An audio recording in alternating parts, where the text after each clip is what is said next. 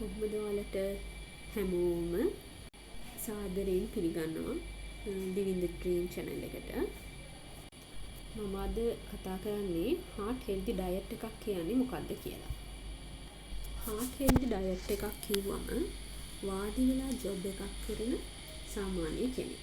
කියන්නේ obese බර ඉසට සල්ලන බර වැඩි කෙනෙක් නෙමෙයි, සාමාන්‍ය ඉසට සල්ලන බරක් තියෙන, හැබැයි වැඩ කරන්නේ වාඩි වෙලා ජොබ් එකක් කරන sedentary lifestyle එකක් තියෙන කෙනෙකුට ගන්න ඕන ආහාර වේල කොහොමද අපි තියාගන්නේ?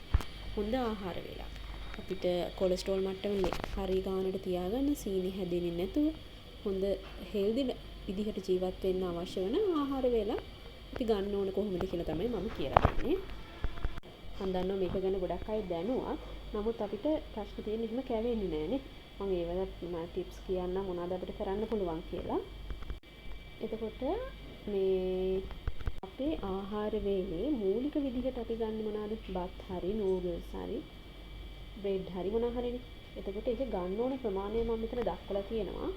රයිස් නම්, බත් නම් කෝප භාගයක්, නූඩල්ස් නම් කෝප භාගයක්, පාන් පෙති එකක්, ඉදියාප්ප නම් 3ක්, රොටි භාගයක්, දෝසෙ එකක්, පිට්ටු සෙන්ටිමීටර 3ක් කියන්නේ පිට්ටුවෙන් 3න් එකක් විතර. يعني අපි ප්‍රධාන වශයෙන් ආහාර වලට එකතු කරගන්න ප්‍රධාන ආහාර විදියටනේ ඒ විදියට බෙදා ගන්න ඕන. ඊට පස්සේ පරිප්පු හරි, කඩල පරිප්පු හරි, මූං ඇට හරි, කවුපි හරි, සෝයා හරි, කඩල මේ වගේ ඇට ಜಾති වලින් මේස හැඳි දෙකක් හෝ 3ක් බෙදා ගන්න පුළුවන්.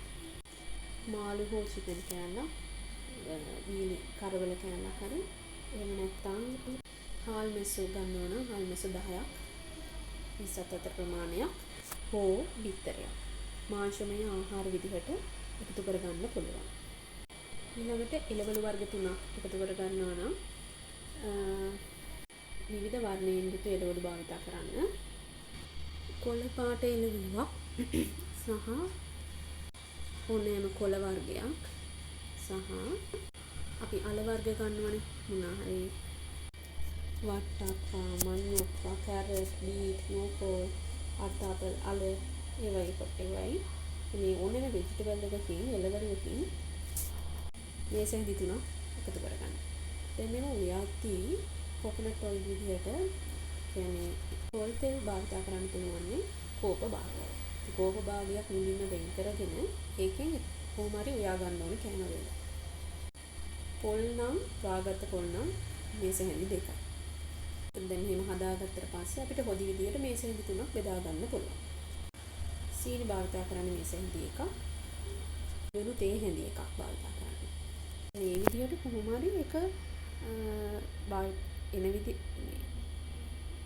කියන්නේ දාලා උයන්න පුළුවන් විදිහට අපි කැම වෙන විවිධ විදිහට හදා ගන්න ඕනේ. අවසානයේ හොඳ පළතුරු කෝප භාගයක් ගන්න ඕනේ. ඕනෑම පළතුරුවක් ගන්න පුළුවන්. කෙසෙකිරියක් හරි කමක් නැහැ. මේ විදිහට ආහාර වේල සමබර වෙන්න හදා ගන්න ඕනේ. මේ රූපේ පෙන්වලා තියෙන උදාහරණයක් මේ විදියට බෙදා ගන්න ඕනේ කියලා නැහැ. සාමාන්‍ය විදිහට බෙදා ගන්න පුළුවන්. එතකොට අපි හැම වෙලේම තෝරගද්දි කුඩා පිඟානක් ගන්න පුරුදු වෙන්න ඕනේ. අපි පාවිච්චි කරන ලොකු පිඟාන විතර ගොඩක් බෙදා ගන්න. එහෙම නෙමෙයි පොඩි පිඟානක් අරගෙන බෙදා ගන්න. එතකොට ඔයාලට තේරෙනවා කාලේරුණාම ඇත්තටම ඇති ඒක ප්‍රමාණය. ඉතින් මේ විදිහට කන්න පුරුදු වෙන්න, කාලා බලන්න. මට හිතෙනවා ඔය කට්ටියට ඒක පුරුද්දකට වගේ ගියාම ඒක කරගන්න පුළුවන් වෙයි කියලා.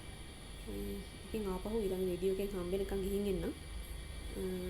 සුබ දවසක්.